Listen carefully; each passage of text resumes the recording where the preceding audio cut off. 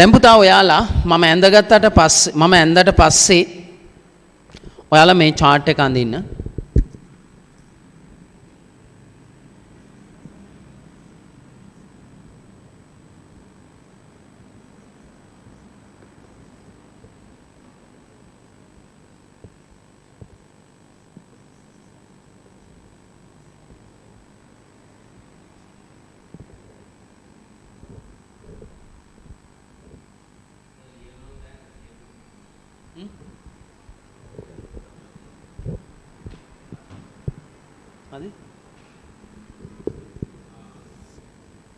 හරිද?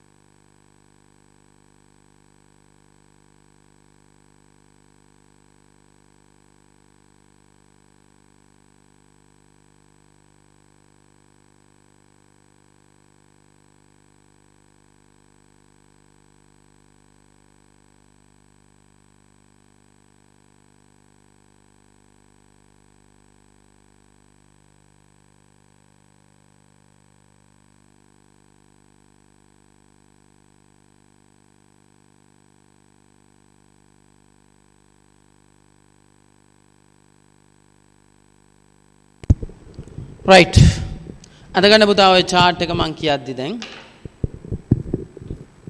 උඩින්ම ලියා ගන්න ආදායම් මිල්ලුන් නම්‍යතා සංගුණකය. ආදායම් මිල්ලුන් නම්‍යතා සංගුණකය කියලා ලියලා දෙකට බෙදන්න පුතේ.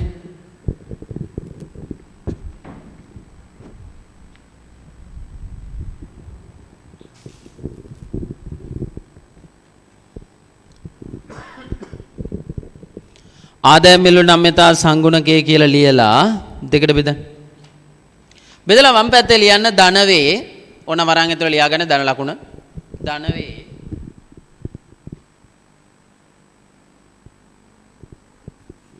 දකුණු පැත්තේ ලියන්න මේ ලියලා තියෙන විදිහට බලන්න ඍණවේ ධනවේ ඍණවේ ධනවේ කියලා ලිව්ව එක නැවත දෙකට බෙදන්න. අර විදිහට බෙදන්න නැත්නම් කැමති විදිහට බෙදන්න කිසි ගැටලුවක් නැහැ. එකට වැඩි වේ එකට අඩු වේ එකට වැඩි වේ එකට අඩු වේ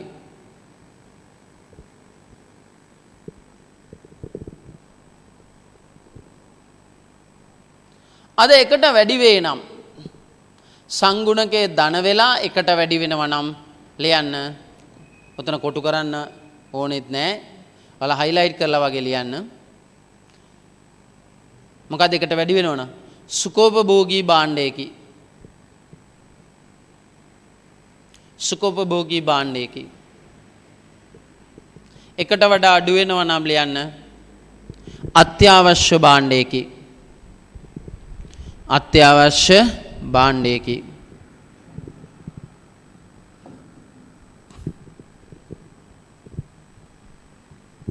ඔය දෙකේම සංගලවරණක් යටින් දාලා ලියන්න පුතේ මේ තියෙනවා වගේ chart එකේ. මොකද්ද?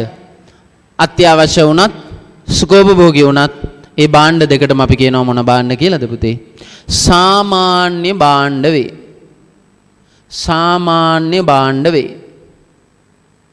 එහෙනම් සාමාන්‍ය භාණ්ඩ තමයි කොටස් දෙකට බෙදෙන්නේ. මොනවද පුතේ? සුඛෝපභෝගී භාණ්ඩ, අත්‍යවශ්‍ය භාණ්ඩ. ඊළඟ දකුණු පැත්ත බලන්න. ඍණවේ කියන තැන. දැන් එක කොටුවයි ඉතුරු වෙලා තියෙන්නේ අපේ ළඟ. අන්න ලියන්න එතන. මොකද්ද තේරුම? ආදායම් මිලුන් නම්‍යතාවය ඍණවේ අගේ එකට වැඩි වුණත් අඩු වුණත් කීය වුණත් ලකුණ ඍණ නම් භාණ්ඩය බාලයි. එන ලියන්න පුතේ කොටුව ඇතුලේ බාල භාණ්ඩ කියලා. දැන් ඔයාලට තේරෙනවා ඇති. බාල භාණ්ඩ කියලා තියෙනවා භාණ්ඩ జాතියක්. සාමාන්‍ය භාණ්ඩ කියලා જાතියක් තියෙනවා කියලා. right. දැන් අපි යන් ඉස්සරහට. ආදායම් මිලු නම්‍යතාවයේ ප්‍රයෝජන. අපි අර මිලු නම්‍යතාවයේ ප්‍රායෝගික භාවිතය ප්‍රයෝජන බැලුවාසේම ආදායම් මිල නම්‍යතාවෙත් ප්‍රයෝජන තියෙනවා. දැන් අස්පනා අපිට පේන ප්‍රයෝජන ටිකක් තියෙනවා මේ chart එක දිහා බලපුවාම. අපිට භාණ්ඩයේ අස්පනා අපිට පේනවා. ඇස් ඉස්සරහා පේනවා ප්‍රයෝජන ටික. මොනවද කියලා බලමු. 1.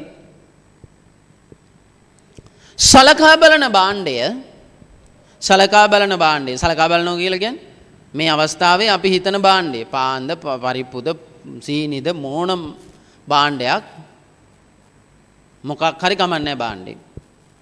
සලකා බලන භාණ්ඩය සාමාන්‍ය භාණ්ඩයක්ද බාල භාණ්ඩයක්ද යන්න හඳුනාගත හැකි වීම. ඒක සාමාන්‍ය භාණ්ඩයක්ද බාල භාණ්ඩයක්ද යන්න හඳුනාගත හැකි වීම.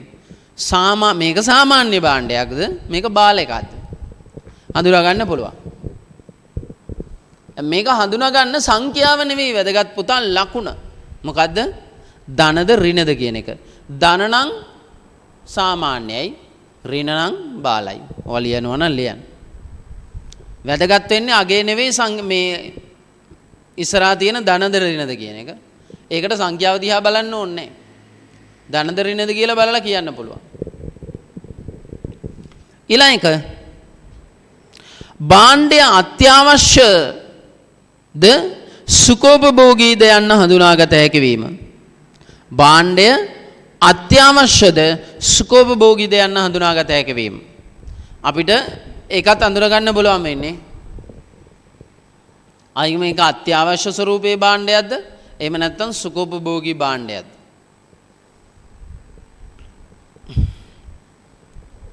එතෙන්දි පුතා අපිට ධන ලකුණත් හිතන්න වෙනවා. ඒක ඉස්සෙල්ලා ධන ලකුණ දිගේ පල්ලෙහාට ගිහිල්ලා අගය එකට වඩා වැඩිද අඩුද කියන එක තමයි හිතන්න වෙන්නේ. භාණ්ඩය අත්‍යවශ්‍යද සුඛෝපභෝගීද යන්න හඳුනාගත හැකි වීම.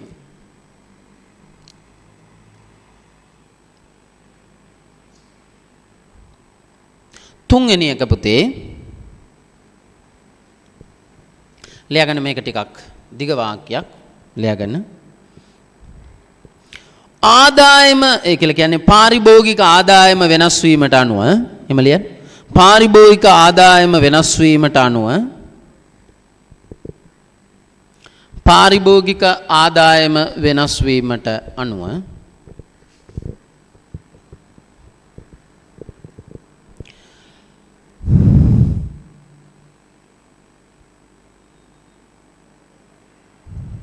එම භාණ්ඩයේ මත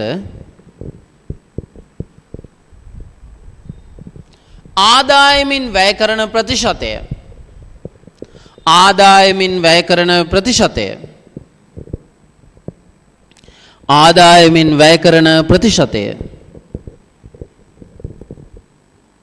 නැවත කියනවා පාරිභෝගික ආදායම වෙනස් වීම අනුව භාණ්ඩයේ මත ආදායමින් වැය කරන ප්‍රතිශතය වැඩි වේද අඩු වේද යන්න හඳුනා ගැනීමට. වැඩි වේද අඩු වේද යන්න හඳුනා ගැනීමට.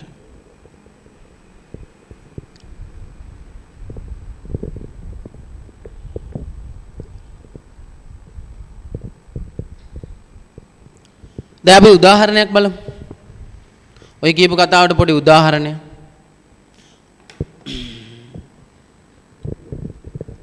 දැන් පුතේ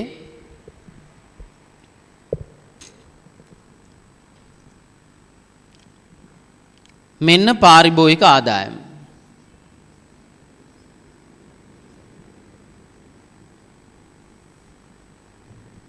මෙන්න ඉල්ලුම.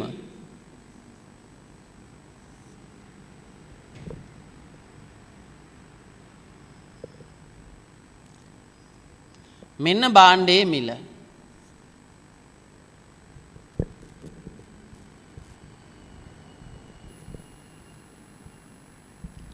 මෙන්න පැහැදම. මෙන්න ප්‍රතිශතය.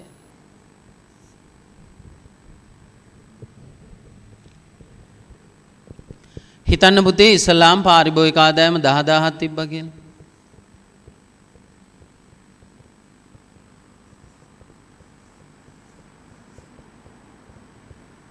ඉල්ලුම තිබ්බා 100ක්. ඒකක මිල 5යි.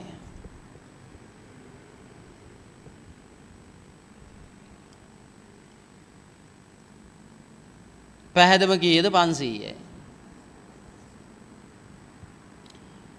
වැය කරන ප්‍රතිශතය කීයද බැලුවොත් එහෙම 1000ක් වුණොත් 100ට 10ක් වෙනවා 500ක් වන නිසා 100ට 5යි.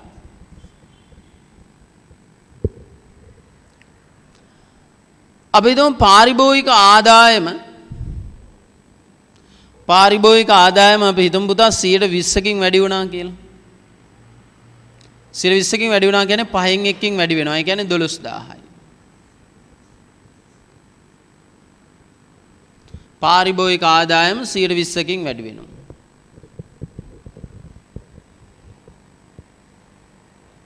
ඉල්ලුම 10%කින් වැඩි වුණා කියමු. 110යි. ඒ කියන්නේ මේක අනම්‍යයි. එකට වඩා අඩුයි. අත්‍යවශ්‍ය ස්වරූපේ භාණ්ඩයක්. මිල වෙනස් වෙන්නේ නැහැ නේ. ඒක දන්නවනේ අපි. 550යි. දැන් මොකද්ද? ආදායමෙන් වැය කරන ප්‍රතිශතය බලන්න මොකද කරන්නේ? 550 බෙදීම 12000 වැඩි කිරීම 100. මේ බිංදු දෙකට මේ බිංදු දෙක මේකට මේක 12 වරක් 4 48යි 12 වරක්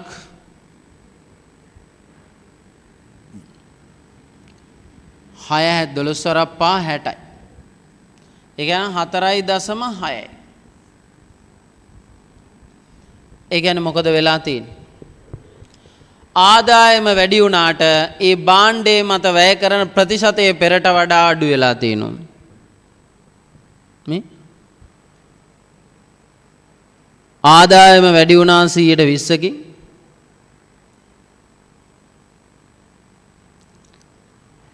ඉල්ලුම වැඩි වුණා මේ වැඩි වුණා ධන 10%කින් ධන වැඩි වුණා. මිල කියන එක වෙනස් වෙන්නේ නැහැ. පැහැදම වැඩි වුණා. පැහැදම දන්නවා ඔබ වැඩි වෙනවා කියන්නේ. මොකද ඉතින් ඉල්ලුම වැඩි ඉල්ලුම කියලා කියන එක මෙතන මිලත් එක්ක සම්බන්ධයක් නැහැ. මෙතන ආදායමත් එක්ක සම්බන්ධය තියෙන්නේ. මිල කියන එක ස්ථාවරයි. පැහැදම වැඩි වෙනවා. ආදායමෙන් වැය කරන ප්‍රතිශතය පෙරට වඩා අඩු වෙලා තියෙනවා. එහෙනම් මේ වගේ භාණ්ඩ අත්‍යවශ්‍ය ස්වරූපේ භාණ්ඩ. අපි හිතමු භාණ්ඩයේ සුඛෝපභෝගී වුණා කියලා. සුඛෝපභෝගී වුණා කියලා. අපි හිතමුකෝ ඉල්ලුම වැඩි වෙනවා 130කින්. මිල 100ට ඉල්ලු පාරිභෝගික ආදායම 120යි. ඉල්ලුම වැඩි වෙනවා 130කින්. අපි හිතමුකෝ 130යි. 130යි. මෙතන ඉඳලා මෙතෙන්ට නෙවෙයි බලන්න ඕනේ පුතේ ආ. මෙතන ඉඳලා මෙතෙන්ටම බැලුවා. 130යි. වැඩි වෙනවා 30යි. 130යි ආ. මේකත් 100ට. මිල වෙනස් වෙන්නේ නැහැ. පැහැදම කීයද?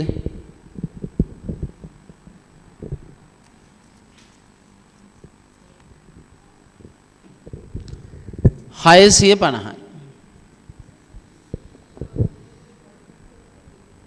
දැන් අපි මොකද කරන්නේ? 650 බෙදනවා 12000න්.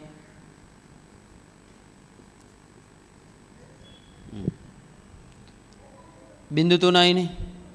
බිංදු 3 කැපුවා. 65ට 12 වරක් 5 60යි. ඉතුරු 5යි 12 වරක් 4 48යි. පේනවනේ. ඒ කියන්නේ පුතේ ආදායමෙන් වැය කරන ප්‍රතිශතය පෙරට වඩා වැඩි වෙලා තියෙනවා.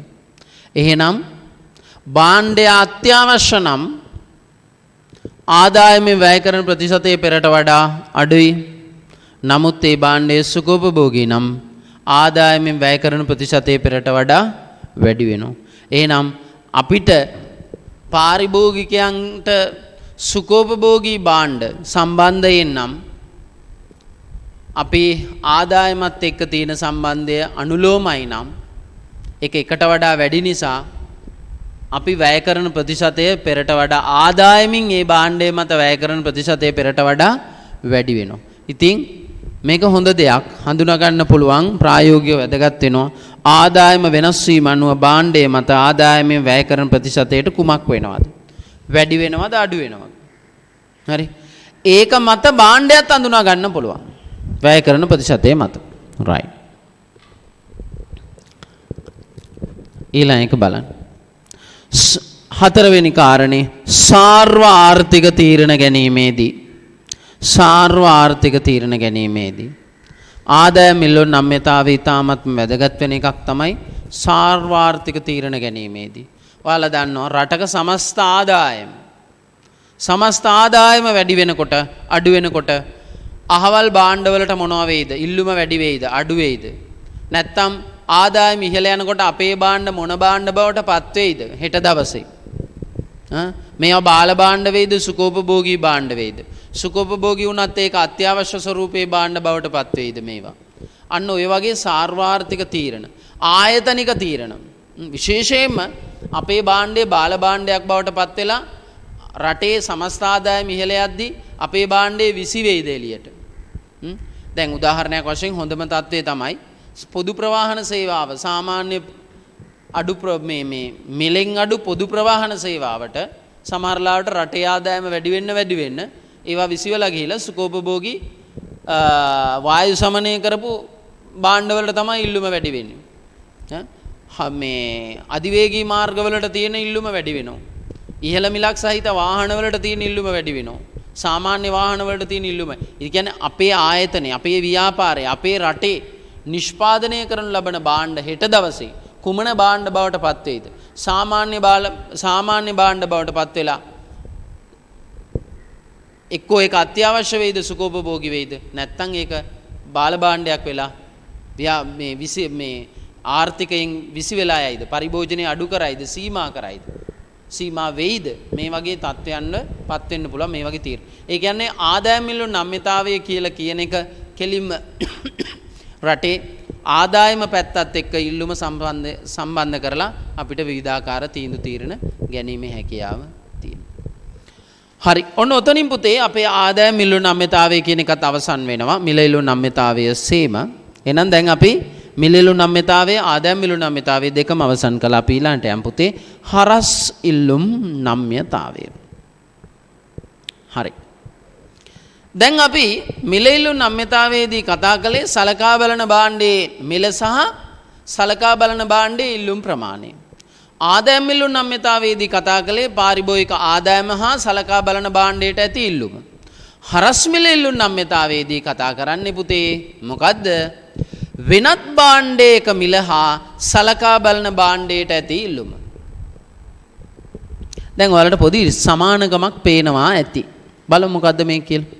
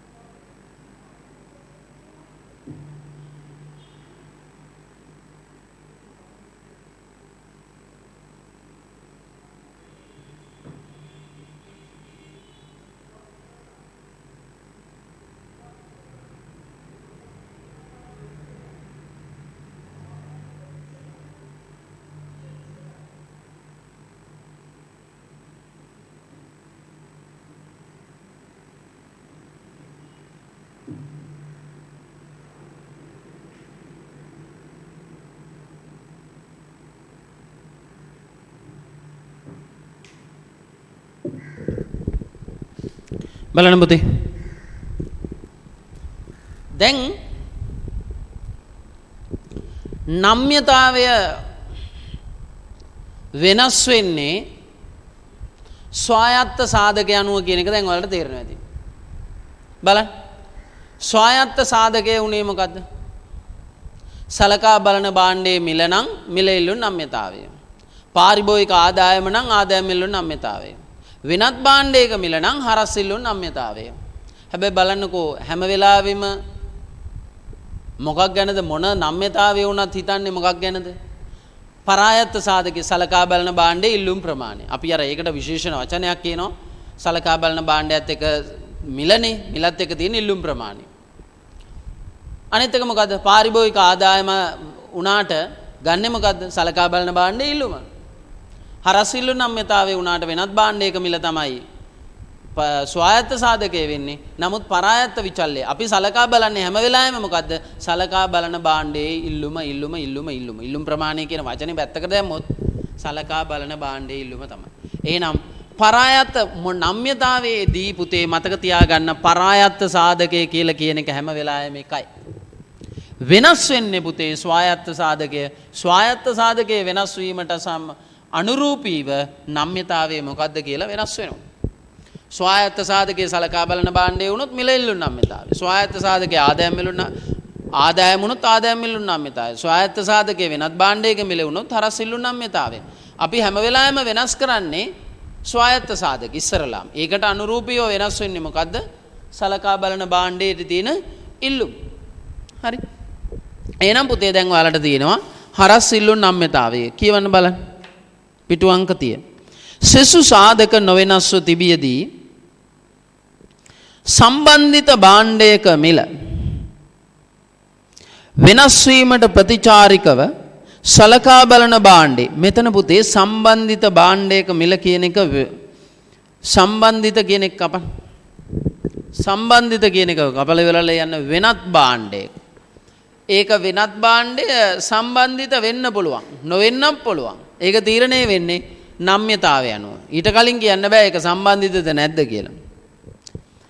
සෙසු සාධක නොවෙනස්ව තිබියදී වෙනත් භාණ්ඩයක මිල සලකා බලන භාණ්ඩයක වුණා නම් ඒක කෙලින්ම මොකක් වෙනවද? මිල ඉල්ලුම් නම්‍යතාවය වෙනවා.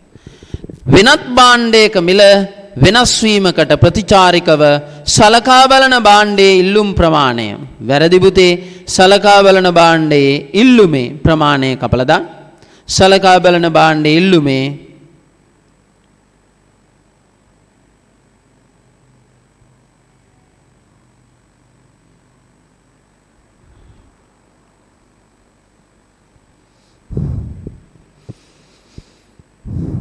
සලකා බලන භාණ්ඩයේ ඉල්ලුමේ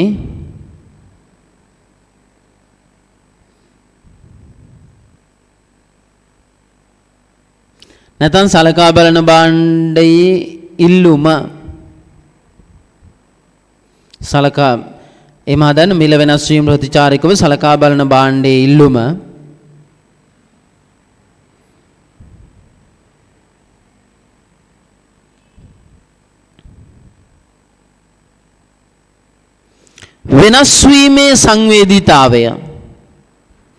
වෙනස් වීමේ සංවේදීතාවය දක්වන කියන වචනේත් ඕනේ. ඉල්ලුම වෙනස් වීමේ සංවේදීතාවය සංඛ්‍යාත්මකව මැන දක්වන මිනුමයි. මේ පහත පරිදි මැන දැක්විය හැක. right. මේ පහත පරිදි මැන දක්වන්න පුළුවන්. පුතේ ලියා ගන්න හරස් ඉල්ලුම් නම්‍යතාවය මැන දක්වන විදිය.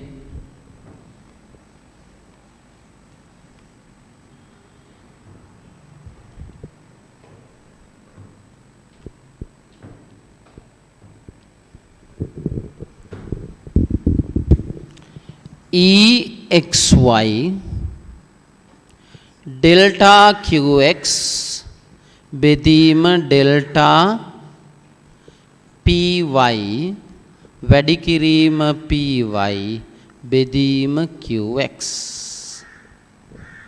ලියාගන්න මේක. මම මේකේ තියෙන දේවල් මොනවද කියලා ලියා ගන්න දෙන්නම්.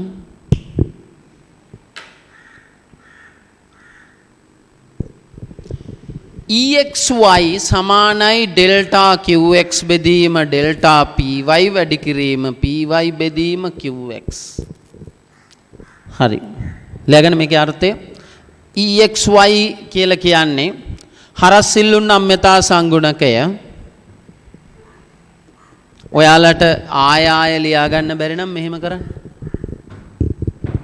මෙතන දාන්න 1, මෙතන දාන්න 2, මෙතන දාන්න 3, මෙතන දාන්න 4, මෙතන දාන්න 5. ඒකල පහලට නැත්තම් කොහොම හරි 1 2 3 4 5 කියලා ලියන්න. ලියන්න 1. මොකද්ද?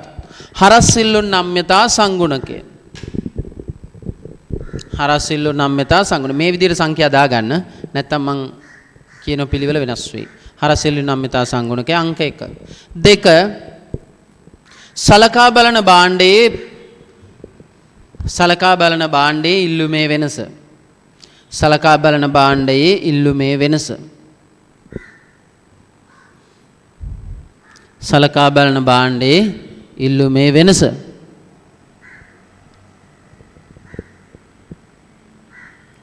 ඩෙල්ටා PY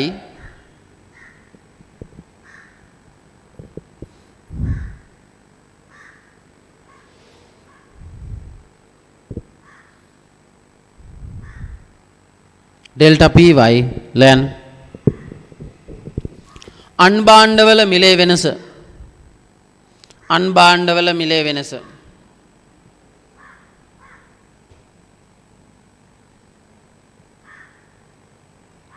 අංක 4 PY නම්‍යතාවයේ ගණනය කරනු ලබන මිල. නම්‍යතාවයේ ගණනය කරනු ලබන මිල.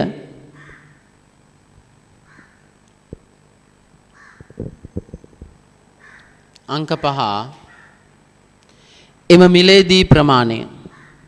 අංක 5 එම මිලේදී ප්‍රමාණය. එම මිලේදී ප්‍රමාණය.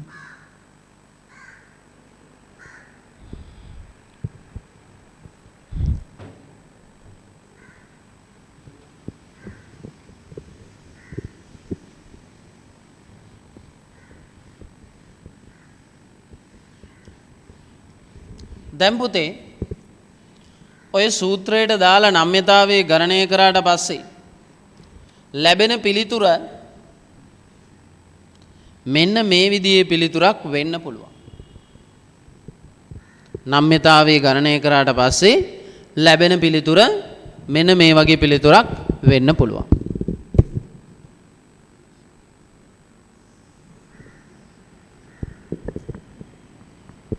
මේ chart එක මං ඇඳට පස්සේ ඇඳගෙන ලියන්න.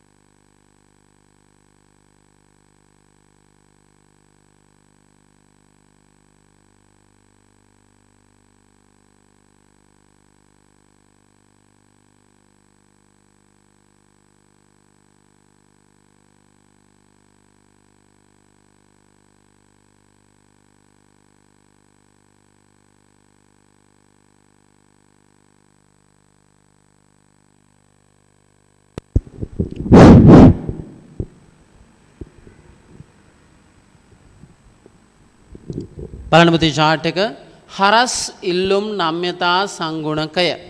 ඔයාලා මේක වෙනම පොතේ ඇඳ ගන්න වෙනවා පුතේ. මාතෘකාව ලියා ගන්න හරස් ඉල්ලුම් නම්‍යතා හරස් ඉල්ලුම් නම්‍යතාවේ කියලා. ලියලා chart එක ලියා ගන්න.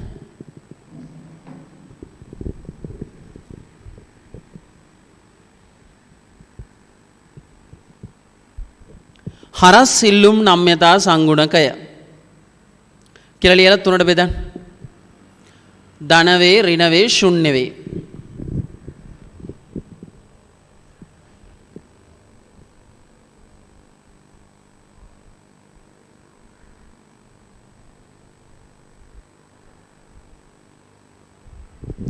ධන වේ, ඍණ වේ, ශුන්‍ය වේ. හරි. දැන් ඔයාලා අර ධන වේ, ඍණ වේ කියලා තියෙනව නේද? ඒ අතරට දාන්න සංගල වරහනක් දාලා කොටු කරන්න. අර මන් දාලා තියෙන විදියට. ධන වේ, ඍණ වේ, ධන වේ, ඍණ වේ අතර සංගල වරහනක් දාලා කොටුව දාලා අන්න ඒ කොටුව ඇතුළේ ලියන්න සම්බන්ධිත භාණ්ඩ. සම්බන්ධිත භාණ්ඩ. දැන් මොකද්ද ඔගේ තේරුම? වෙනත් භාණ්ඩයක මිල වැඩි වුණොත් සලකා බලන භාණ්ඩයේ ඉල්ලුම වැඩි වෙන්න පුළුවන්. එහෙම නැත්නම් එහෙම වෙනකොට සංගුණකයේ ධන. වෙනත් භාණ්ඩයක මිල වැඩි වුණාම සලකා බලන භාණ්ඩයේ හරස් ඉල්ලුම් නම්‍යතා සංගුණකේ ඍණ වෙන්න පුළුවන්. ඒ කියන්නේ වෙනත් භාණ්ඩයක මිල වැඩි වුණාම සලකා බලන භාණ්ඩයේ ඉල්ලුම අඩු වෙන්න පුළුවන්.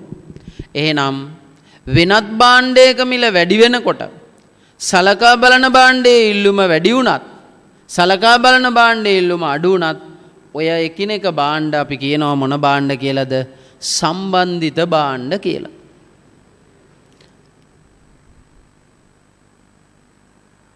right.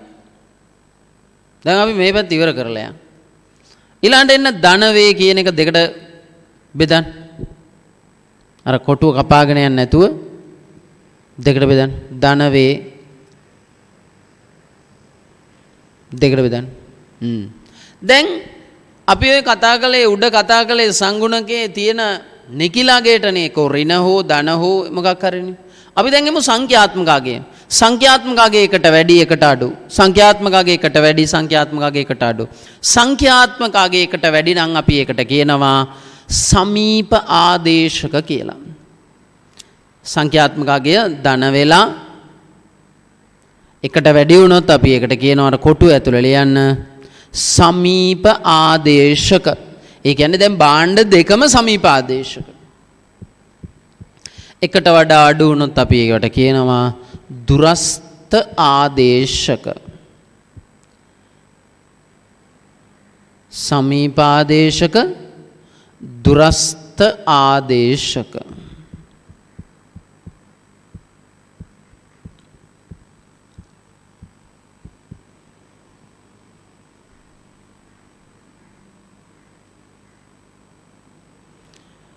ඊළඟ එක බලන්න.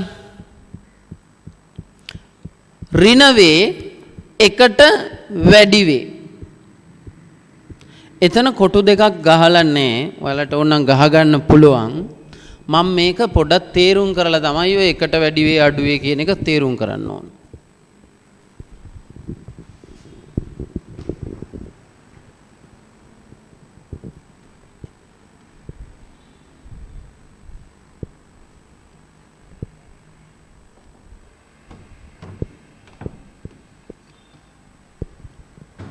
දැන් හිතමු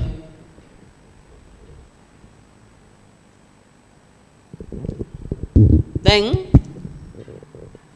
අපි හිතමු x භාණ්ඩයේ මිල y වල ප්‍රමාණය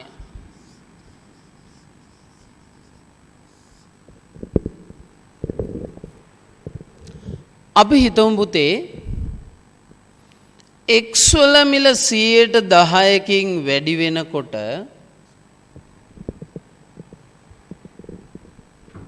x වල මිල 10%කින් වැඩි වෙනකොට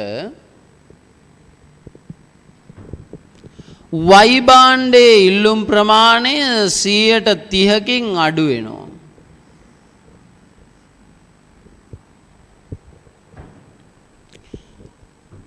අනිවාර්යයෙන්ම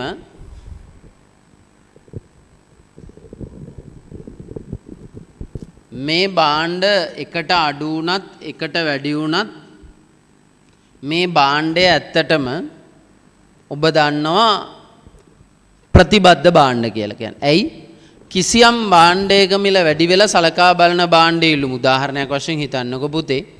ඉන්ධන මිල වැඩි වෙලා වාහනවල ඉල්ලුම අඩු වෙනවා. අහිනම් ඉන්ධන සහ වාහන කියලා කියන්නේ අනුපූරක භාණ්ඩ, ප්‍රතිබද්ධ භාණ්ඩ. එහෙනම් මෙතන 110ද 30ද මොකද කියලා කියන එකේ කිසි කතාවක් නැහැ. හැබැයි මගේ ප්‍රශ්නේ මේ භාණ්ඩ දෙකෙන් ප්‍රබලයා කවුද? X භාණ්ඩයේ මිල 10%ක 100 ඒ කියන්නේ X භාණ්ඩයේද Y භාණ්ඩයේද? X භාණ්ඩයේ මිල 10%කින් වැඩි වෙනකොට Y භාණ්ඩයේ ඉල්ලුම 130කින් අඩු වෙනවා. මේ භාණ්ඩ දෙකෙන් ප්‍රබලයා කවුද? ඒ කියන්නේ ප්‍රතිලෝම සම්බන්ධය බිහි කරන්න සමත් වෙන ප්‍රබලයා කවුද? ඒ කියන්නේ X භාණ්ඩයේද ප්‍රබල මෙතන Y භාණ්ඩයේද ප්‍රබල? දැන් හිතන්නකෝ ළමයි දෙන්නෙක් ඉන්නවා. එක ළමෙක් තව ළමයෙකුට ඇඟිල්ලෙන් අනිනවා. අනෙත් ළමයා වැටෙන්නත් යනවා. ඇඟිල්ලෙන් ඇනපුවාම ඒ ළමයා කොච්චර මෙයා වුණාද කියනවනම් වැටෙන්න තරම් ගිහිල්ලා යන්තම් බේරෙනවා. දුබල කවුද ප්‍රබල කවුද? ඇනපු කෙනාද වැටෙන්න ගිය කෙනාද? ඇනපු කෙනා හරි ප්‍රබලයි. වැටෙන්න ගිහිල්ලා දෙකට නැමුණ කෙනා දුබලයා. එහෙනම් මෙතන ගොඩාක් වෙනස් වෙන කෙනා මොකද? දුබලයි. ඒ කියන්නේ අරයට පුළුවන්කම තියෙනවා පොඩ්ඩක් වෙනස් කරලා මෙයා මොනවා කරන්නද? ප්‍රබල වශයෙන් වෙනස් කරන්න. එහෙනම් පුතේ ඍණ වෙලා නම්‍යතා සංගුණකේ ඍණ වෙලා මේ බලන්න ඒක එකට වඩා අඩු නම් ඒ කියන්නේ සංගුණකේ එකට වඩා අඩු නම් මේ වෙලාවේ සංගුණකය 3යි. සංගුණකේ 3යි. නම් මොකද වෙන්නේ?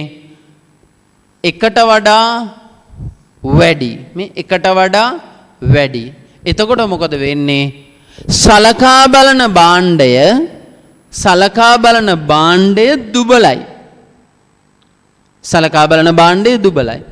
හිතන්න දැන් මෙහෙම වුණා කියලා. 10%යි වෙනස් වුණා. මෙයා 5%යි වෙනස් වුණේ. 5%යි වෙනස් වුණේ. ඒ කියන්නේ මොකද වෙන්නේ? හිතන්නකෝ මෙහෙම. ඔයාගේ යාළුවා ඔයාට මීටර් 10ක් දුවගෙන ඇවිල්ලා පයින් පාරක් ගහනවා. ඔයා හෙල්ලෙන්නවත් නැතුව ඉන්නවා. කවුද ප්‍රබල? ඔයා ප්‍රබලයි. අර දුවගෙන ඇවිල්ලා මොනවා වෙන්නේ? ඒ කියන්නේ හෙල්ලෙන්නේ නැතුව. කියන්නේ අඩු ප්‍රමාණයක ප්‍රතිචාරයක් නම් දක්වන්නේ ඒ වෙලාවට මෙයා ප්‍රබලයි. එහෙනම් සංගුණකය දැන් මේ වෙලාවේ 0.5යි නම් මොකද වෙන්නේ? සලකා බලන භාණ්ඩය ප්‍රබලයි. සංගුණකය එකට වඩා වැඩි නම් සලකා බලන භාණ්ඩය දුබලයි. එහෙනම් දැන් ඔබට තේරුම් ගන්න පුළුවන් එකට අඩුයි නම් මොකද වෙන්නේ? සලකා බලන භාණ්ඩය ප්‍රබලයි. එකට වඩා වැඩි නම් සලකා බලන භාණ්ඩය දුබලයි. ලියා ගන්න පුතේ. එකට වඩා අඩුයි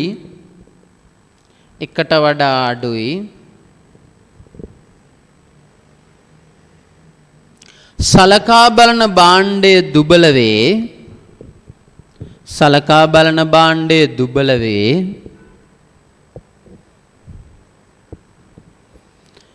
එකට වඩා වැඩි නම් සලකා බලන භාණ්ඩය ප්‍රබල වේ. සලකා බලන භාණ්ඩය ප්‍රබල වේ. එකට වඩා අඩුයි නම් සලකා බලන භාණ්ඩය ප්‍රබල වේ. එකට වඩා වැඩි නම් සලකා බලන භාණ්ඩය දුබල වේ. සලකා බලන භාණ්ඩය දුබල වේ. හරිනේ.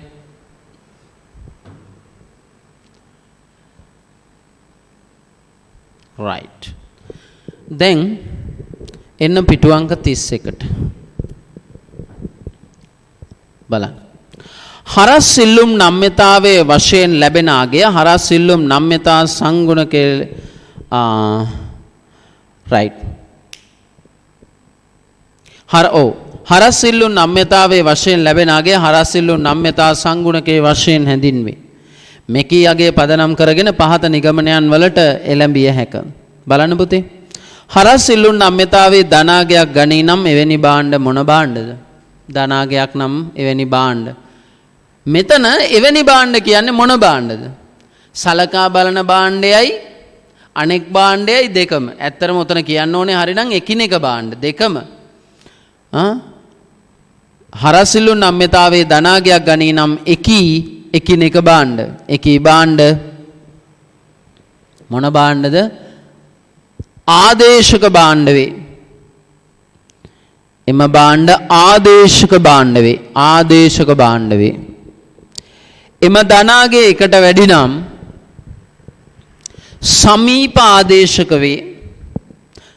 එකට අඩු නම් දුරස්ත ආදේශක වේ. සමීප ආදේශක වේ. දුරස්ත ආදේශක වේ.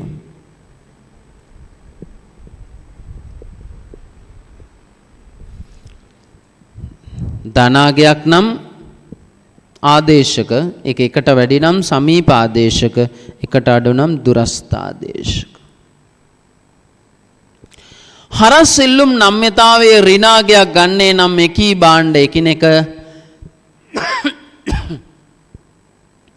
හරස් සිල්ලුම් නම්‍යතාවයේ ඍණාගයක් ගන්නේ නම් එකිනෙක භාණ්ඩ ප්‍රතිබද්ධ නැත්නම් අනුපූරක භාණ්ඩ වේ. දෙකම ලියා ගන්න පුතේ. අනුපූරක භාණ්ඩ නැත්නම් ප්‍රතිබද්ධ භාණ්ඩ වේ.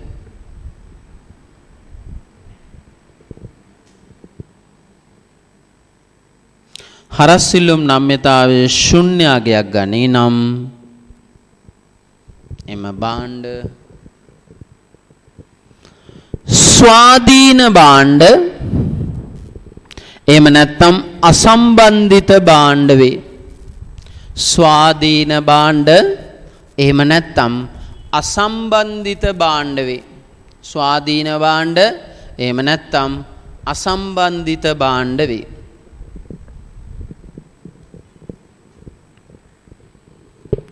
right.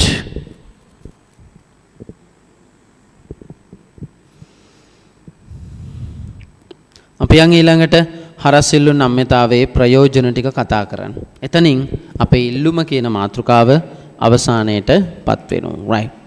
හරස් සිල්ලුම් නම්‍යතාවයේ ප්‍රයෝජන. ඊට උඩින් ඔය ටිකක් තියෙනවා පුතා.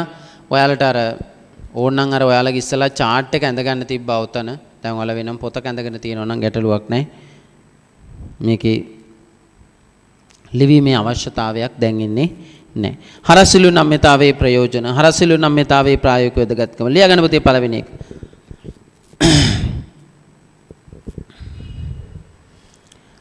සලකා බලන ලද එකිනෙක ලියන්න මෙහෙම. එකිනෙක භාණ්ඩ එහෙම ලියන්න. එකිනෙක භාණ්ඩ. ඔතන භාණ්ඩ දෙකක් තියෙනවනේ පුතේ. එකිනෙක භාණ්ඩ දැන් මීට කලින් කතා කරපු නම්‍යතා අවස්ථා දෙකේදීම පුතේ තිබ්බේ භාණ්ඩ එකයි තිබ්බේ. මෙතෙන්දි භාණ්ඩ වර්ග දෙකක් තියෙනවා. අන්න ඔකයි වෙනස. එකයි මෙතන කියන්නේ එකිනෙක භාණ්ඩ ආදේශකද අනුපූරකද ආදේශකද අනුපූරකද ස්වාධීනද යන්න හඳුනා ගැනීම සඳහා ආදේශකද අනුපූරකද ස්වාධීනද යන්න හඳුනා ගැනීම සඳහා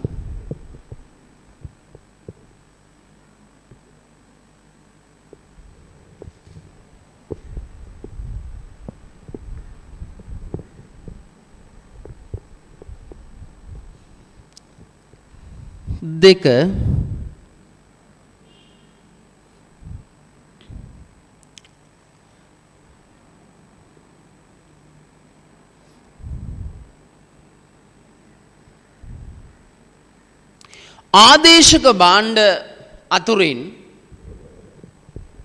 ආදේශක භාණ්ඩ අතුරින්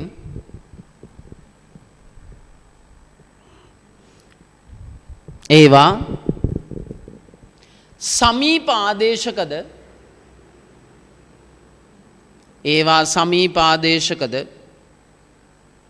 දුරස්ථ ආදේශකද යන්න හඳුනා ගැනීමට සමීප ආදේශකද දුරස්ථ ආදේශකද යන්න හඳුනා ගැනීමට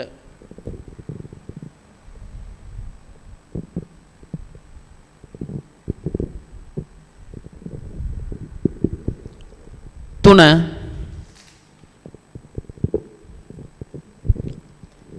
භාණ්ඩ එකිනෙක අනුපූරක නම්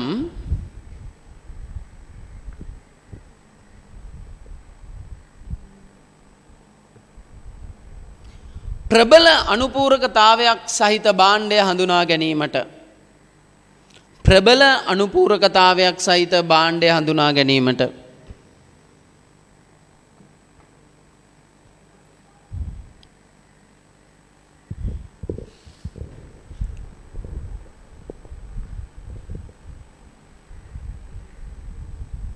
ඊළඟ එක මිල නියම කිරීම පිළිබඳ තීරණ ගැනීමේදී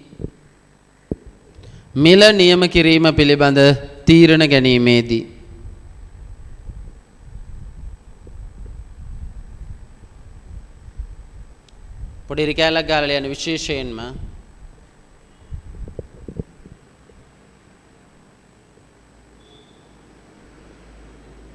භාණ්ඩ සමූහයක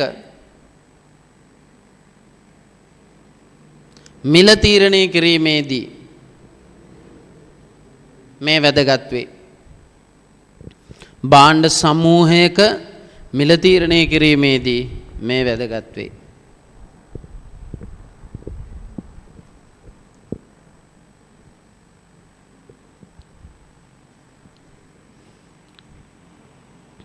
ඊළඟ එක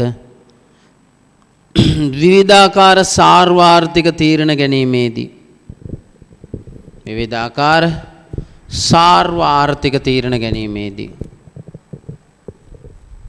සාර්වාර්ථික තීරණ ගැනීමේදී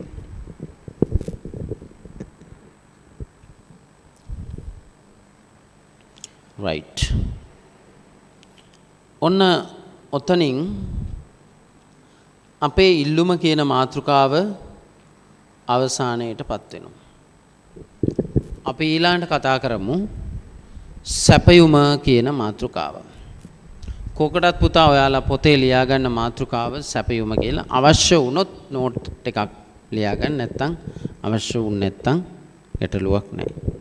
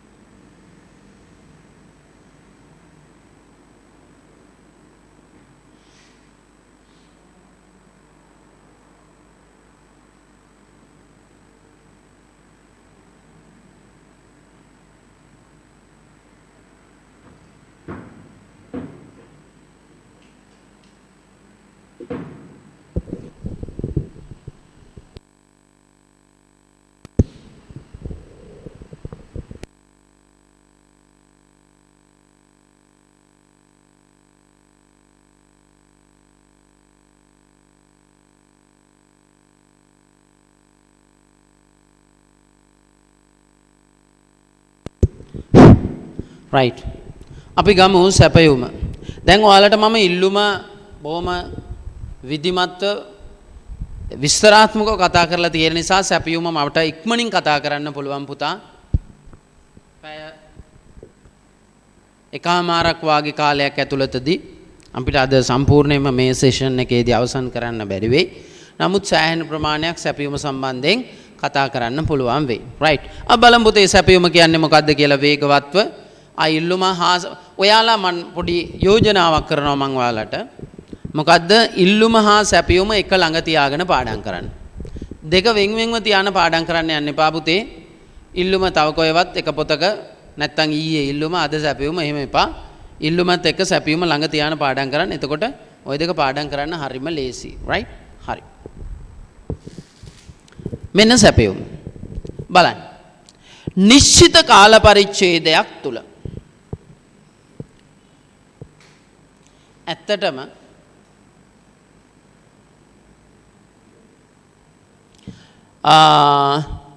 නිශ්චිත කාල පරිච්ඡේදයක් තුල කිසියම් භාණ්ඩයකින් විවිධ මිල ගණන් යටතේ සැපයුම්කරුවන් විසින් ඉදිරිපත් කිරීමට සූදානම් විවිධ ප්‍රමාණයන් සැපයුම ලෙස හඳුන්වයි.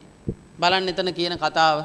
නිශ්චිත කාල පරිච්ඡේදයක් තුල නිශ්චිත ආරම්භයක් සහ අවසානයක් සහිත කාල පරිච්ඡේදයක් තුල කිසියම් භාණ්ඩයකින් ඉල්ලු සැපයුමේදී කතා කරන්නේ භාණ්ඩ වර්ග ගණනාවක් ගැන එකවර කතා කරන්නේ එකයි.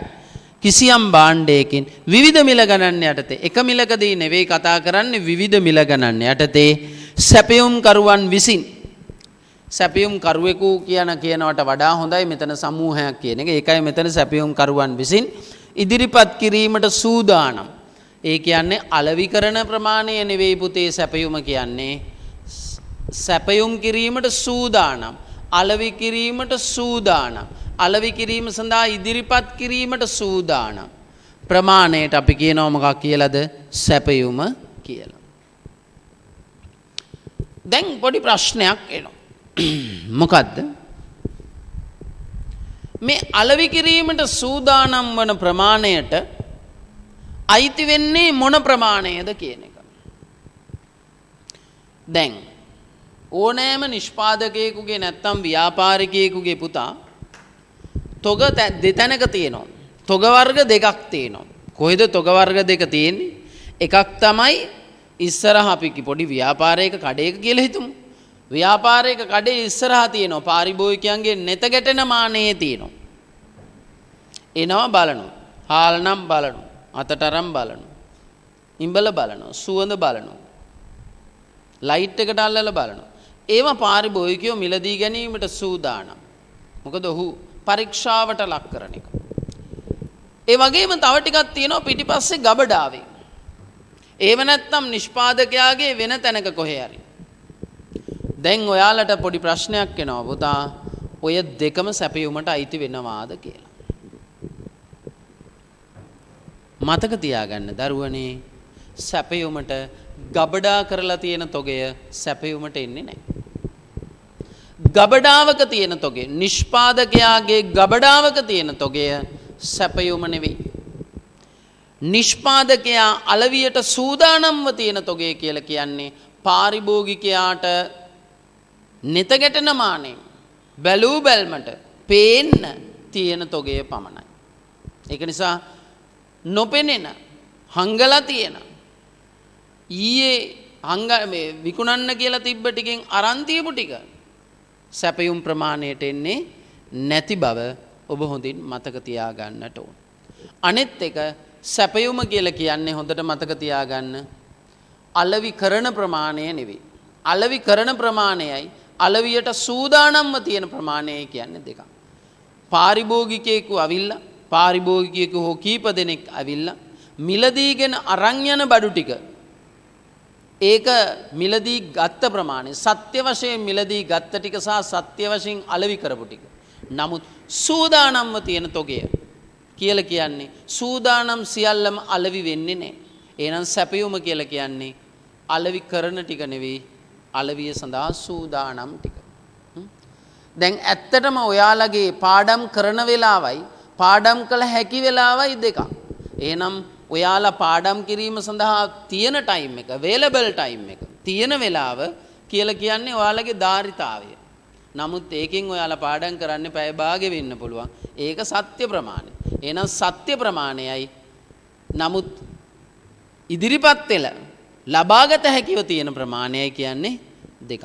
එහෙනම් මෙතන සැපයුම කියලා කියන්නේ ලබාගත හැකි මිලදී ගැනීමට අලවිය සඳහා තියෙන සූදානම් සමස්තයට තමයි සැපයුම කියලා කියන්නේ. ඊළඟ පුතේ ආයතනික සැපයුම සහ වෙළඳපළ සැපයුම. අපි ඕකදීම කතා කරා ඔයාලට ඉල්ලුමේදීත් වෙළඳපළ ඉල්ලුම සහ පාරිභෝගික ඉල්ලුම.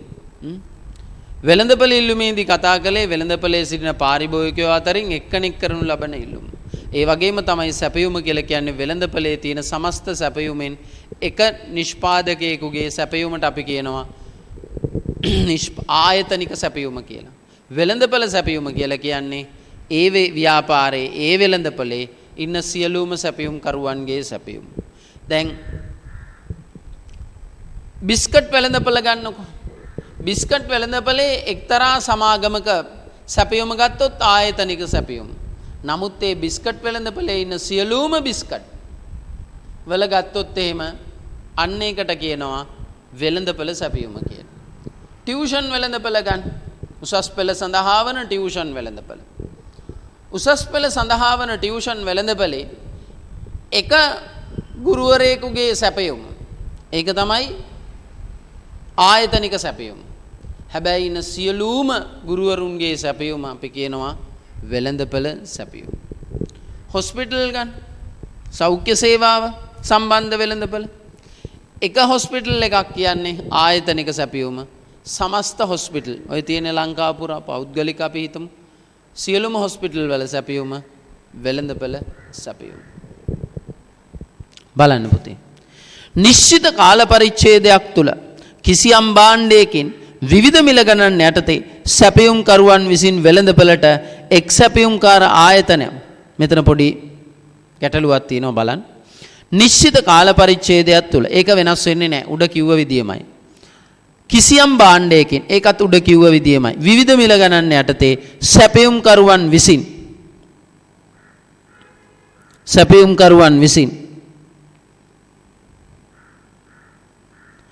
මෙන්න මේ වචන ටික කපලා දාන්න පුතා.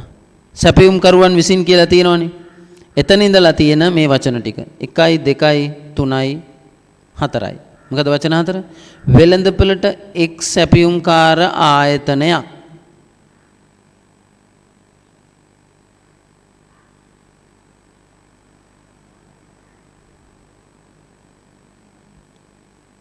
බලන්න.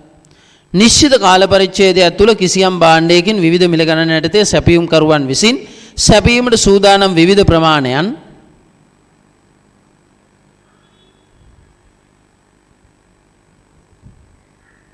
සැපයුම්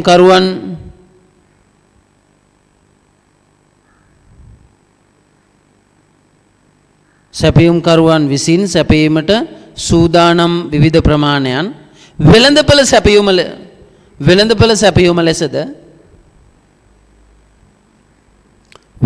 සැපයුම ලෙසද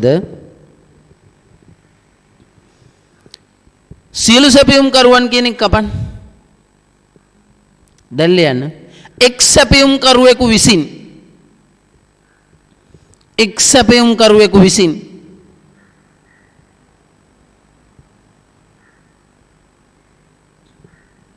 සැපීමට සූදානම් විවිධ ප්‍රමාණයන් වෙළඳපළ සැපයුම ලෙසද හඳුන්වයි.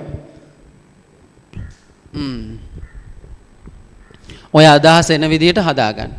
සැපයුම් කරුවන් සියලු දෙනාගේම සැපයුම වෙළඳපළ සැපයුම. ඒ වෙළඳපළේ ඉන්න එක නිෂ්පාදන ආයතනයක් සැපයුම් කර ආයතනයක සැපයුම ආයතනික සැපයුම. ඊළඟ සැපයුමට බලපාන සාධක. හරිම ලේසියි පුතා. ඉල්ලුමට බලපාන සාධක ටික ලං කරගන්න. සැපයුමට බලපාන සාධක අපි කතා කරමු. ලියාගන්න පුතේ අංක 1. සලකා බලන භාණ්ඩයේ මිල.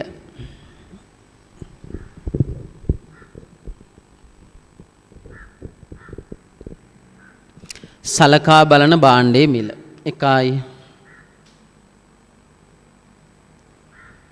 2. නිෂ්පාදකයාගේ රුචිය. නැත්තම් කැමැත්ත.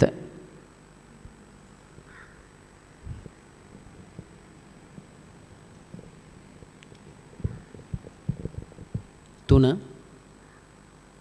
නිෂ්පාදන සම්පත්වල මිල. නැත්තම් නිෂ්පාදන සාධක නැත්තම් නිෂ්පාදන සම්පත්වල මිල ගණන. 4.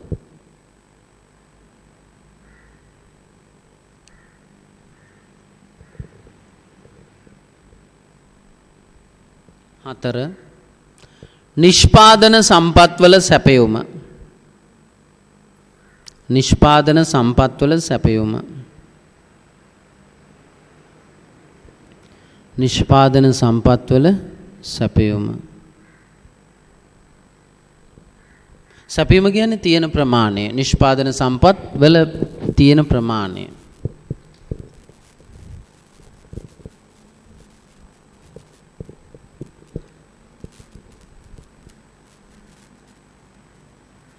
ඊළඟ අන්භාණ්ඩවල මිල.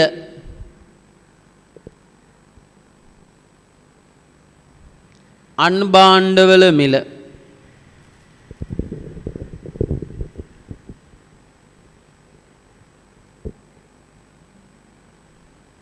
පුතේ ඔය අන්භාණ්ඩවල මිල කියන එක පොඩ්ඩක් ලියා ගන්න වරහන් ඇතුලේ. මොකද ඒක පොඩි පැටලෙන්න පුළුවන්. ලියන්න මෙහෙම අන්භාණ්ඩවල මිල කියන්නේ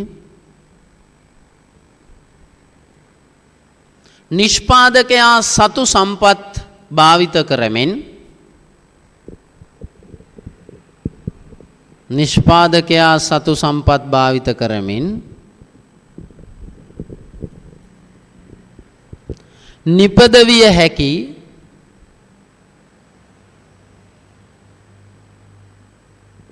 වෙනත් භාණ්ඩ මින් අදහස් වේ.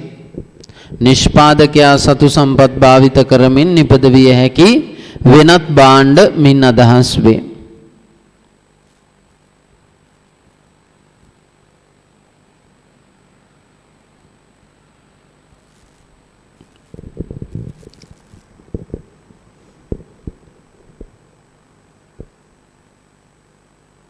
ඊළඟට ලියන්න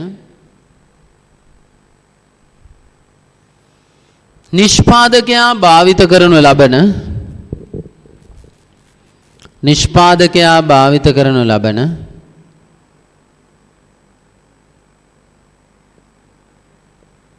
තාක්ෂණයේ ස්වභාවය. නිෂ්පාදකයා භාවිත කරනු ලබන තාක්ෂණයේ ස්වභාවය. තාක්ෂණය දියුණු තාක්ෂණයේද යල් පැන ගිය තාක්ෂණයේද මොනවද කියන එක. ඊළඟ කාලගුණය හා දේශගුණය වැනි සාධක.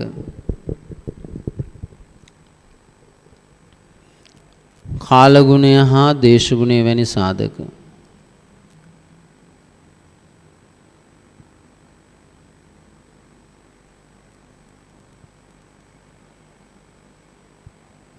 ඊළඟ අනාගත මිල අපේක්ෂණය.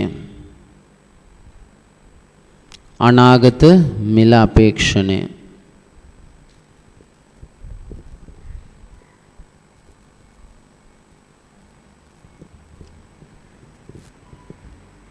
ඊළඟ රජය අය කරන බදු සහ ලබා දෙන සහන ආධාර. රජය අය කරන බදු සහ ලබා දෙන සහන ආධාර. රජය අය කරන බදු සහ ලබා දෙන සහන ආධාර.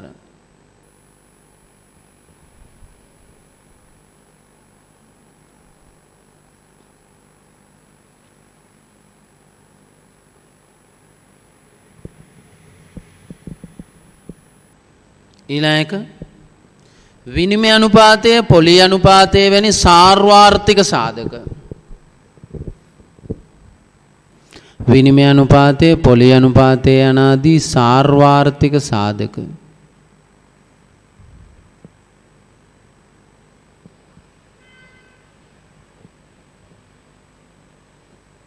ඊළඟ වෙළඳ සංගම්වල තීරණ.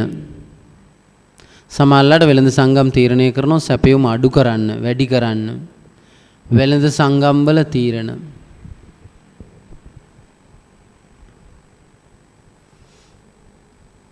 ඊළඟ වෙනත් සාධක. මොකද්ද වෙනත් සාධක යටතට එන්නේ? ඔය කියපු ඒවා හැර වෙනත් සාධක.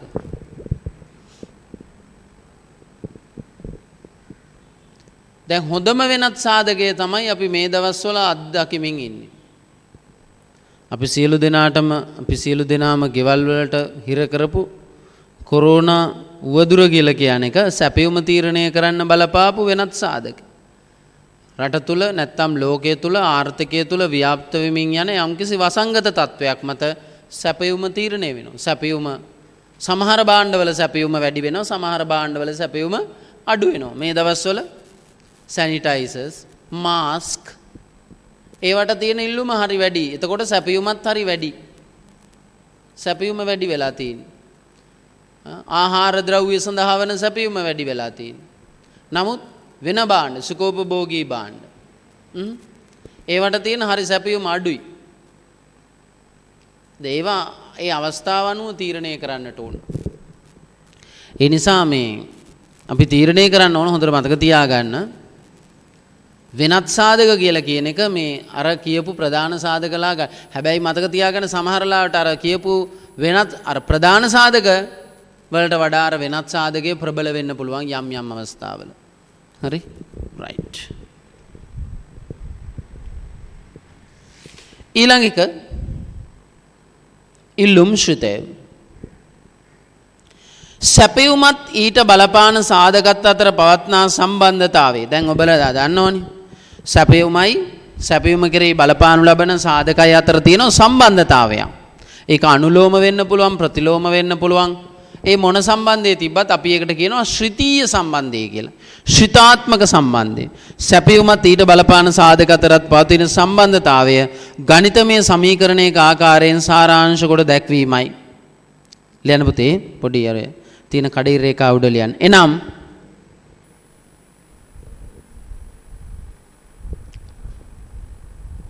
සැපයුම සහ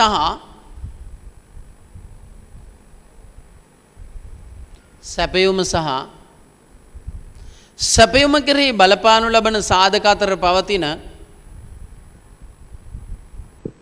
සැපයුම සහ සැපයුම කෙරෙහි බලපාන සාධක අතර පවතින සැපයුම සහ සැපයුම කෙරෙහි බලපාන සාධක අතර පවතින ශ්‍රිතීය සම්බන්ධය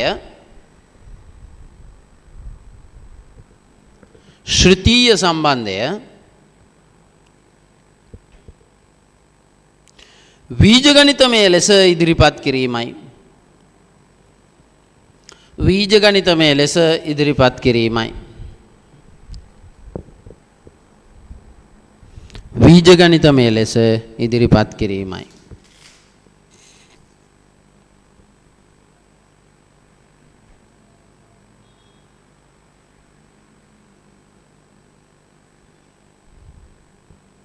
බලන්න පුතේ තනි සාධකයක් සඳහා වුවද සැපයුම් ශ්‍රිතයක් දැක්විය හැක. උදාහරණයක් සලකා බලන භාණ්ඩයේ මිලත් සැපයුමත් අතර පවත්නා සාධකය. එතකොට අපි ඒකට කියනවා පුතේ සැපයුමේ මිල ශ්‍රිතය කියලා කියනවා. ඕන්න ලියා ගන්න පුතේ ඒකත් පොඩ්ඩක් ඔන්න ඔය උතන QS සමානයි F වරහන් ඇතුලේ PX හෝ QS සමානයි F PX විතරක් තියෙනවා. අනිත් හැම ඒවටම උඩින් ඉරි ගහලා තියෙනවා. ඒකට හේතුව තමයි අනිත් ඒවා සියල්ලම වෙනස් වෙන්නේ නැහැ කියන එක. එහෙනම් දැන් ඔයාලට පොඩි ප්‍රශ්නයක් එන්න පුළුවන්. මොකද්ද? මේ සංකේත දාලා තියෙන්නේ මොකටද? PX කියන්නේ නම් සලකා බලන භාණ්ඩයේ මිලට වෙන්න පුළුවන්. PR කියන්නේ වෙනත් ආදේශක භාණ්ඩ වෙන්න පුළුවන්. ඔහොම කියලා. ඔයාලට ඕවා මතක තියාගන්න බැරි නම් මං අර උඩින් කිව්වා නේද සාධක. සලකා බලන භාණ්ඩයේ මිල, අන් භාණ්ඩවල මිල, නිෂ්පාදන සාධකවල මිල, සැපයුම ඒ ටික කියලා. ඔය ලිස්ට් එකේ නම මතක තියා ඒ කියන්නේ හැම එකටම කියන නිශ්චිත සංකේතයක් නැහැ. ඔයාලා පළවෙනි එක සංකේත කරන්නේ A, දෙවෙනි එක B, තුන්වෙනි එක C, හතරවෙනි එක D. ඔහොම කියලා මතක තියාගන්න. විභාගෙදී ඇහුවොත් එහෙම විභාගෙදී අහන්නේ නැහැ. ඔය වගේ සිද්ධියක් අහන්න සම්භාවිතාවයක් නැහැ. ඇහුවොත් එහෙම නැත්තම් වෙන විභාගයකදී ඇහුවොත් එහෙම ඔබ A කියන්නේ මොකද්ද, B කියන්නේ මොකද්ද, C කියන්නේ මොකද්ද කියලා හැඳින්නුවා නම් ඇති. ශ්‍රිතයකට නිශ්චිත සංකේත නැහැ. ඉල්ලුම් ශ්‍රිතය දක්වන ABCD ඔබ ලියනවා මෙහෙම. මෙන්න ඉල්ලුම් ශ්‍රිතය. QS සමානයි F A B C නැත්නම් මේ කැපිටල් වලින් simple A B C D E F ආයෙත් F ඕනේ G H ඕමම ලියන. එකලා මෙහා පැත්තේ ලියන A කියන්නේ මොකද්ද? B කියන්නේ මොකද්ද? C කියන්නේ මොකද්ද? අර මතක තියාගන්න උත්සාහයක් කරනවට වඩා මේ ක්‍රමය ලේසි. අපි මේකට කියනවා ඉල්ලුම් ශිතය. මේක තමයි සාමාන්‍ය ඉල්ලුම් ශිතය. හැබැයි අපිට මේක එක සාධකයක් විතරක් ඉතුරු කරලා ඕනනම් ලියන්න පුළුවන්. මේ ටික ලියන්න නැතු අපි හිතමුකෝ මේක මිල කියලා. අපි මේකට කියනවා සැපයුමේ මිල ශිතය කියලා කියනවා. එක සාධකයයි තියෙන්නේ. අපි කියනවා A කියලා කියන්නේ සලකා බලන භාණ්ඩයේ මිල. එහෙනම් මේ සැපයුමේ මිල ශිතය. එහෙම නැත්නම් අපි ඔකටම ওই විදිය තව විදියට ලියනවා B C D E ඕම ලියන. මේවට උඩින් ඉරක් ගන්න. ඒ කියන්නේ ඇයි සෙසු සාධක මේ වගේ වෙනස් වෙන්නේ. උඩින් ඉරක් ගහපුවා වෙනස් වෙන්නේ නැහැ කියන එක අඟවන්න තමයි කියන්නේ. වෙනස් වෙන එකම දේ ඉච්චරයි. එතකොට ඒක අපි කියනවා සැපයුමේ මිල ශිතය. ඇයි මේ සාධකයේ විතරයි තියෙන්නේ. ඒක ලියන්න මේ සැපයුමේ මිල ශිතය ඉදිරිපත් කරන්න පුළුවන් ක්‍රම දෙකයි. එක්කෝ මේ විදියට නැත්තම් මේ ටික ලියන්න නැතුව වරහන මෙතනින් ලියනවා. මේ ඉර ගහන්න අමතක වුණොත් සැපයුමේ මිල ශිතය නෙවෙයි ඒක සැපයුම් ශිතය වෙනවා. හරිනේ. දැන් අපි ගමු ඊළඟ එක සැපයුම් නීතිය. ඉල්ලුම් නීතිය මතක් කරගන්න. ඉල්ලුම් නීතියේදී මොකද්ද ගත්තේ? සලකා බලන භාණ්ඩයේ මිල සහ එම භාණ්ඩයට ඉල්ලුම් ප්‍රමාණය අතර ප්‍රතිලෝම සම්බන්ධයක් තියෙනවා කිව්වා සෙසු සාධක ස්ථාවරව තිබීදී. සැපයුම් නීතියේදීත් ඔහොමයි. මොකද්ද? සලකා බලන භාණ්ඩයේ මිල සහ සැපයුම් ප්‍රමාණය අතර එතෙන්දි තියෙන්නේ මොකද්ද? අනුලෝම සම්බන්ධයක් තියෙනවා කියලා කියනවා. අනුලෝම සම්බන්ධය. ඒක තමයි සැපයුම් නීතිය. මේ අතර පවතින්නේ අනුලෝම සම්බන්ධයක. එනම් මිල වැඩි වෙන විට සැපයුම් ප්‍රමාණය වැඩි වෙන අතර මිල අඩු වෙන විට සැපයුම් ප්‍රමාණය අඩු වේ. ලියන්න යටින් තිත්තිරි උඩ ලියන්න. එනම් සැපයුම් නීතිය යනු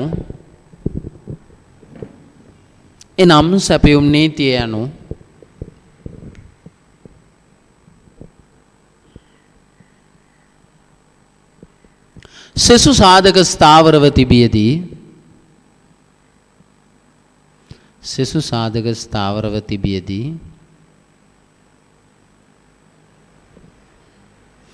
සලකා බලන භාණ්ඩයේ මිල ඉහළ යාම නිසා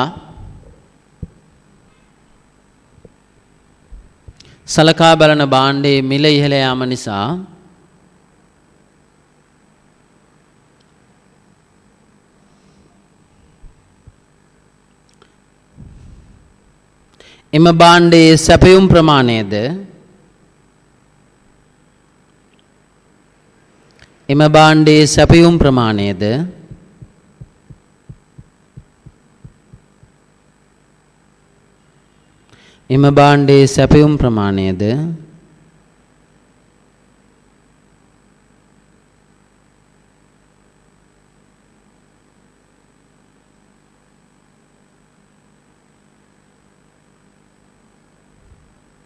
සෙසු සාධක ස්ථාවරව තිබියදී සලකා බලන භාණ්ඩයේ මිල වෙනස් වීම නිසා එම භාණ්ඩයේ සැපයුම් ප්‍රමාණයද මිල වෙනස්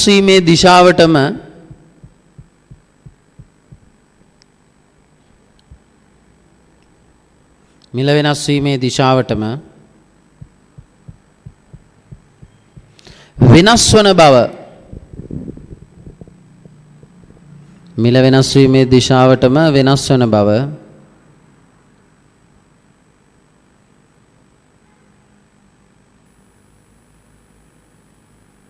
ප්‍රකාශ කරන නීතියයි.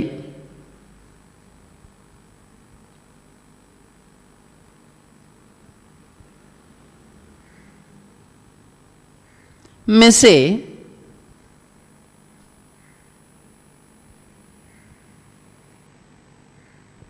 අනුලෝම සම්බන්ධයක්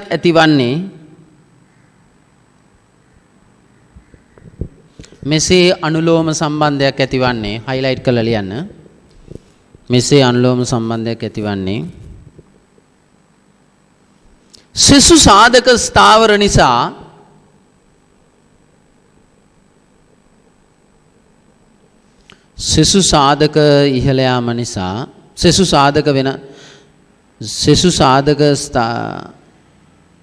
මෙසේ අනුලෝම සම්බන්ධයක් ඇතිවන්නේ සෙසු සාධක ස්ථාවර නිසා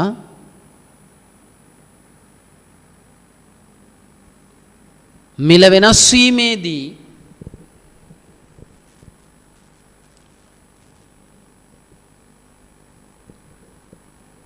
ලාභයද ඒ අනුව වෙනස් වී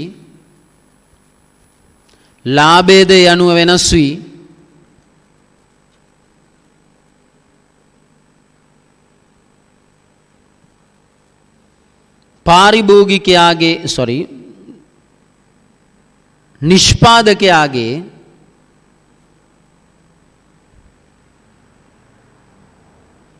සෙසු සාධක ස්ථාවරව තිබියදී මිල වෙනස් වීම නිසා නිෂ්පාදකයාගේ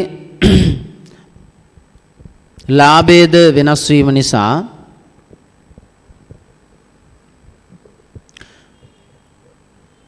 නිෂ්පාදකයාගේ රුචිය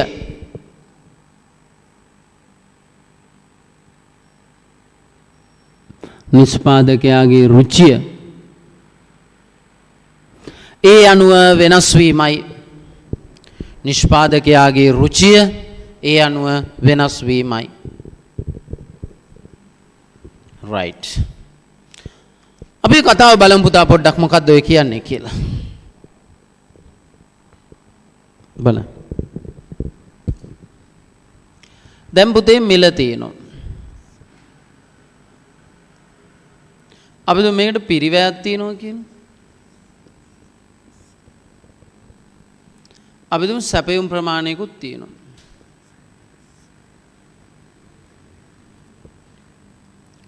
ලාභය තියෙනවා කියලා හිතමු.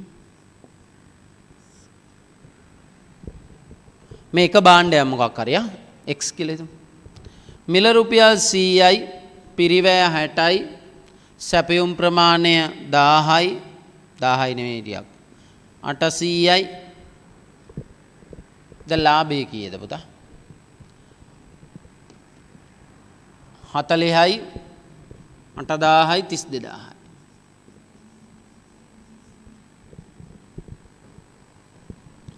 මිල වෙනස් වෙනවා 120යි. අන්න සෙසු සාධක ස්ථාවර නිසා පිරිවැය වෙනස් වෙන්නේ නැහැ. දැන් පිරිවැය වෙනස් නොවෙනකොට එක එක ලාභය වැඩි වෙනවා පුතා රුපියල් 60ක් දක්වා. අන්න එතකොට මොකද වෙන්නේ? ලාභය වැඩි වීම නිසා සැපයුම් ප්‍රමාණය වැඩි වෙනවා කීය දක්වාද? 900 දක්වා. මෙතන එක ලාභයේ තියෙන්නේ පුතා රුපියල් 40යි. මෙතන එක ලාභය 60යි. ඒ 60ක් ආපු නිසා තමයි මෙන්න මේ ආකාරයට සැපයුම වැඩි වෙලා කාරණය සිද්ධ වෙන්නේ. මේ ටික මතක තියාගන්න. මේ පැත්ත මිල 100යි 60යි තිබ්බා. පිරිවැය වෙනස් වෙන්නේ නැහැ 60යි මිල වැඩි වුණා. එහෙනම් එක ලාභය 60 දක්වා වැඩි වෙනකොට අනිවාර්යයෙන්ම රුචියක් ඇති වෙනවා. ලාභය වැඩි වෙන්න සැපයුම වැඩි කරන්න ඕනෑම සාමාන්‍ය නිෂ්පාදකයෙකුට ඇති වෙන තත්ත්වයක්. මොකද අපි ආර්ථික මිනිස්සු ගිහිලා ඉගෙන ගත්තා. ඒක නිසා මේ තත්ත්වේ ඇති වෙන එක වළක්වන්න බෑ. මෙකී අනුලෝම සම්බන්ධය ප්‍රකාශ කළ හැකි ආකාර තුනයි. මෙකී අනුලෝම සම්බන්ධය කියන්නේ නැතුව ඕනනම් ඔතෙන්ට ආදේශ කරන්න පුළුවන් වචනයක්. ඉල්ලුම් නීතිය ප්‍රකාශ කළ හැකි ආකාර තුනයි. මෙකී අනුලෝම සම්බන්ධය කියලා කියනවා වගේම ඕනනම් කියන්න පුළුවන් මෙකී ඉල්ලුම් නීතිය ප්‍රකාශ කළ හැකි ආකාර තුනකි. 1. සැපයුම් ලේඛන තුලින්, 2. සැපයුම් වක්‍රයක් තුලින්, 3. සැපයුම් සමීකරණයක් තුලින්. 1. සැපයුම් ලේඛන තුලින්, සැපයුම් වක්‍ර, සැපයුම් සමය. හරියටම අර ඉල්ලුමේදී වගේමයි. පළවෙනි එක සැපයුම් ලේඛනය. මිලත් සැපයුම් ප්‍රමාණයත් අතර අනුලෝම සම්බන්ධය නිරූපණය කරන සංඛ්‍යා දත්ත සටහනයි. බලන්න පුතේ උදාහරණ. මිල 0 10 20 30 40 50, සැපයුම් ප්‍රමාණය 0 100 200 300. right. මිල 0 ඉඳලා 50 වෙනකන් ගහන්න පහළට ඊතලයක්. පහළට ඊතලයක් ගහලා 0 ඉඳලා 50 දක්වා පහළට ඊතලයක් ගන්න.